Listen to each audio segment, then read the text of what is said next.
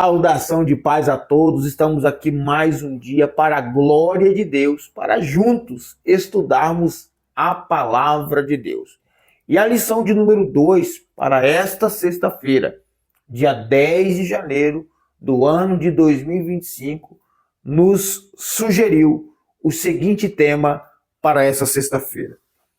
Paulo chama essa doutrina judaizante de outro evangelho.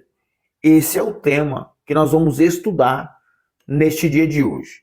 E o versículo-chave para estudarmos está na carta do apóstolo Paulo aos Gálatas, à Igreja da Galáxia, capítulo de número 1, versículo de número 8 ao versículo de número 9, que diz assim: Porém, ainda que alguém, nós ou um anjo do céu, vos pregasse algum outro evangelho, além do que vos pregamos, que seja ele amaldiçoado. Eu estou lendo na versão King James atualizada. Versículo de número 9. Como vô-lo já dissemos, digo-vos agora novamente, se algum homem pregar-vos algum outro evangelho, além do que recebestes, que ele seja amaldiçoado.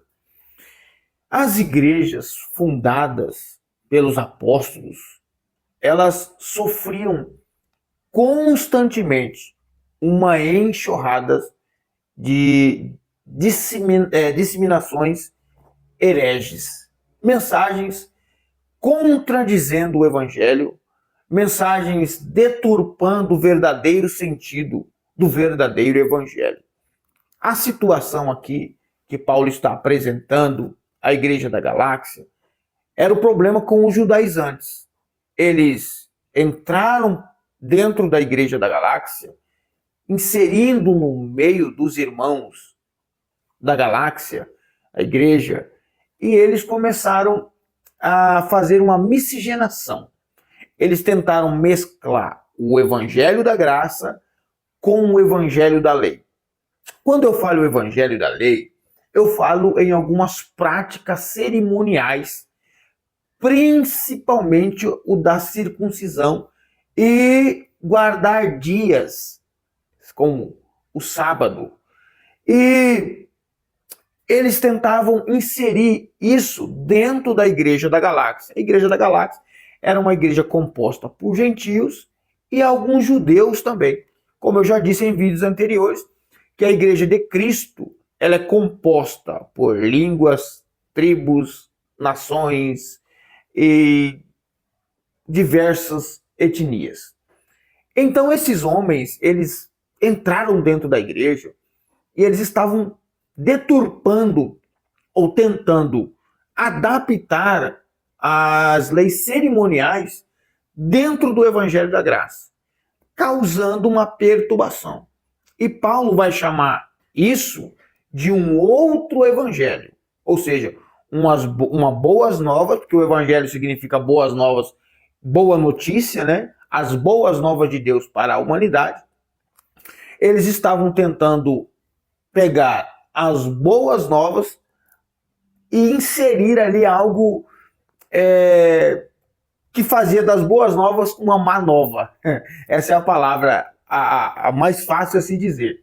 Então eles estavam tentando deturpar o evangelho, causando incômodo no seio da igreja. Porque Paulo pregara o evangelho da graça, que em Cristo Jesus nós somos justificados, que ele realizou a maior obra e pela obra de Cristo, e em Cristo nós somos justificados.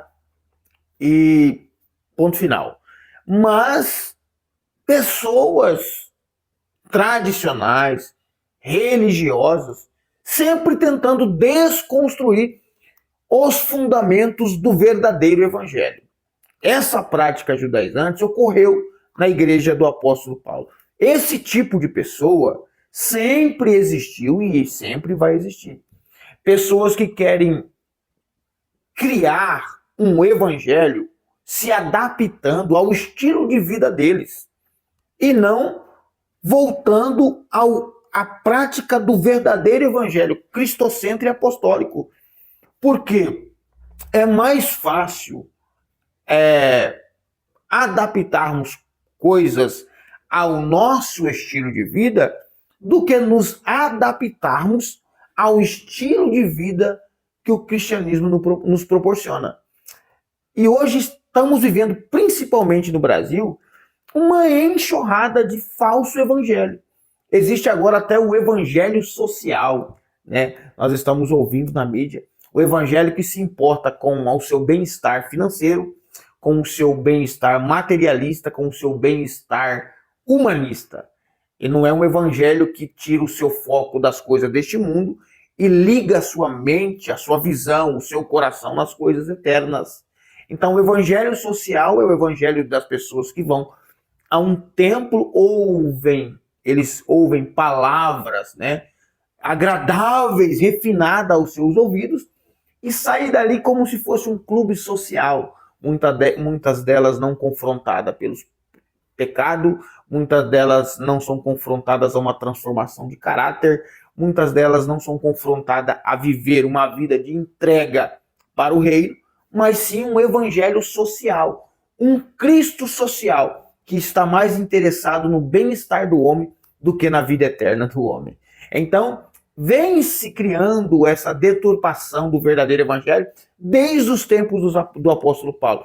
Outros não é somente o evangelho social, outro é o que chamamos de usos e costumes. É uma tradição cultural em muitas igrejas brasileiras, tentando implantar usos e costumes. Alguns até pegam versículos, textos bíblicos e tentam basear os seus usos e costumes dentro desses textos e não acham fundamento, não acham respaldo, forçam o texto para defender a sua tradição religiosa. Nós precisamos abrir os nossos olhos e entender que por mais piedoso seja um homem, se ele não nos prega e não nos ensina um verdadeiro evangelho, o evangelho cristocêntrico, apostólico, bíblico, esse evangelho ele é maldito, ele é uma má notícia. Ele está pegando as boas novas de Deus e transformando em uma má notícia que trará para nós aprisionamento religioso, que causará em nós mal-estar, não dando ao nosso espírito a liberdade de servir a Deus de fato. O verdadeiro evangelho, ele nos confronta. O verdadeiro evangelho, ele nos faz acordar para uma realidade, mas ao mesmo tempo, ele nos traz prazer e gozo e liberdade em Cristo Jesus. Ele nos causa uma sensação de gozo na alma, que nos faz ter prazer de tomar a cruz, seguir a Jesus, negar a nós mesmos, mas não sendo um fardo, mas sendo um prazer, uma alegria de tomar a cruz e carregá-la, não como um fardo, mas como algo que é prazeroso, dizendo eu me disponho a morrer a cada dia por amor a Cristo, por amor ao reino, por amor à vida eterna, e não preso em jargões filosóficos e religiosos. Nós devemos atentar para o verdadeiro evangelho. Aquilo que não é pautado no verdadeiro evangelho, tanto quem prega quanto a mensagem de quem prega se torna maldito. Lembrando, tudo aquilo que não faz parte do verdadeiro evangelho e aquele que não prega o verdadeiro evangelho, tanto a sua mensagem quanto ele se torna maldito. EBD, uma escola onde você cresce de forma intelectual e espiritual. A sua vida é uma dádiva divina. Viva ela totalmente, inteiramente, para a glória de Deus.